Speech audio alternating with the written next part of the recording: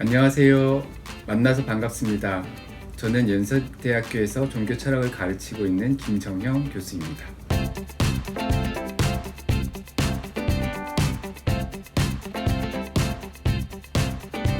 제가 오늘 다룰 주제는 인간의 운명, 조금 더 구체적으로 말하면 인간 몸의 운명입니다.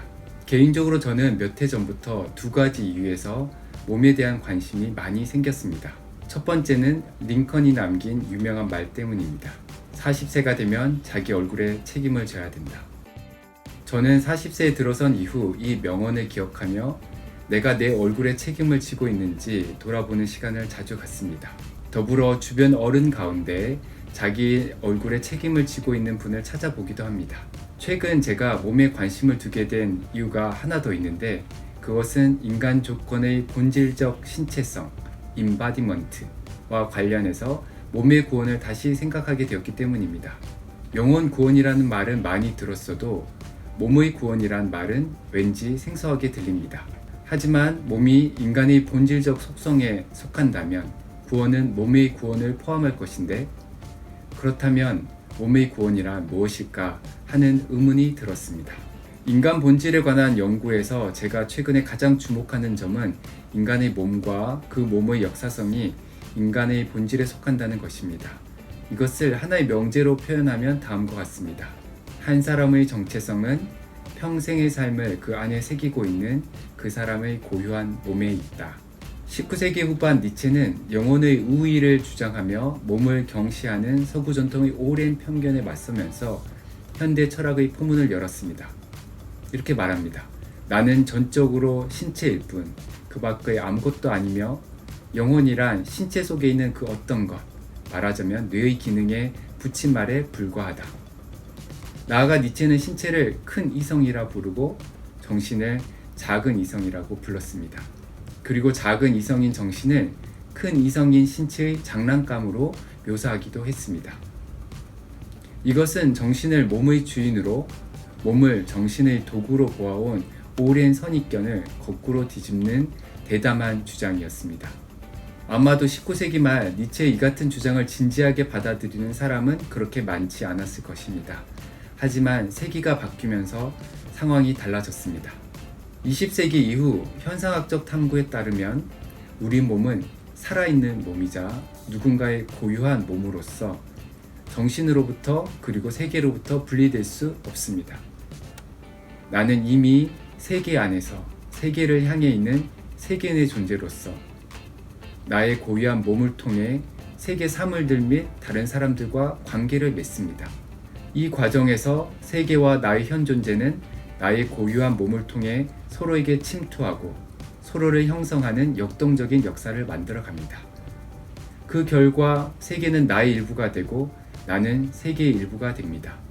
세계 내 존재로서 인간 현 존재에 대한 이러한 통찰은 몸과 정신을 별개의 실체로 보는 플라톤이나 데카르트의 이원론적 인간 이해와 다를 뿐 아니라 몸과 정신을 떼어놓을 수 없다는 점을 인정하면서도 여전히 몸의 형상으로서 정신의 우선성을 강조하는 아리스토텔레스나 아퀴나스의 인간 이해와도 다릅니다. 몸의 현상학은 세계 내 존재로서 인간이 정신활동 이전에 이미 몸을 통해 근원적으로 세계와 관계하며 실존하는 존재임을 밝혀주는데 이것은 앞서 언급한 니체의 전복적 주장에 힘을 실어주고 주었다고 평가할 수 있습니다. 이런 맥락에서 우리는 나는 나의 몸이다 라는 명제를 이해해 볼 수 있습니다. 이러한 주장의 요점은 몸이 소유의 대상이 아니라 인간 정체성의 결정체라는 것입니다. 여기에 더하여 최근 몸의 철학은 인간 본질에 관해서 또 다른 중요한 통찰을 우리에게 제공합니다. 그것은 우리 몸이 우리가 몸으로 살았던 모든 순간의 경험을 기억한다는 것입니다. 예를 들어 발레리나 강수진의 발에는 그녀가 수십 년간 흘렸던 땀과 눈물의 역사가 새겨져 있습니다. 이 발보다 그녀의 역사와 정체성을 더 잘 보여주는 것이 있을까요? 우리 몸은 우리가 지난날 어떻게 살아왔는지 우리의 의식보다 더 정확하게 기억하고 있습니다. 그리고 의식의 기억이 아니라 몸의 기억이 우리의 정체성을 보여줍니다. 결국 한 사람의 정체성은 그 사람의 고유한 몸이 빚어지는 과정과 함께 계속 창조의 과정에 있습니다. 사람은 모태에서부터 무덤까지 삶의 모든 순간의 경험을 자신의 고유한 몸에 새겨간다는 점을 기억할 때 모든 사람은 죽음에 이르기까지 고유한 몸 만들기를 통해 자신의 고유한 정체성을 형성한다고 말할 수 있습니다. 몸의 기억에 대한 이러한 분석은 부활 사상이 제시하는 몸의 궁극적 운명, 곧 부활의 몸을 새롭게 상상할 수 있는 가능성을 열어줍니다. 예를 들면 한 사람이 이 땅에서 몸으로 살았던 삶의 모든 시간이 죽음을 거쳐 부활에 이른다고 생각해 볼 수 있습니다. 혹은 몸의 부활은 인간이 자기 삶의 모든 역사와 함께 하나님에게로 귀환하는 과정이라고 말할 수 있습니다. 말하자면 우리 몸이 우리 삶의 모든 경험을 기억하고 간직한다면 몸의 부활은 평생의 삶이 새겨진 한 사람의 고유한 몸이 구속적 변형을 통해 영광스럽게 변화되는 사건이 될 것이라고 유추해 볼 수 있습니다. 앞서 발레리나 강수진의 발을 언급했는데요. 부활의 그날, 그녀의 이 아름다운 발을 우리가 다시 볼 수 있을까요? 저는 이 아름다운 발이 얼마나 더 영광스럽게 변화되었을지 너무 궁금합니다.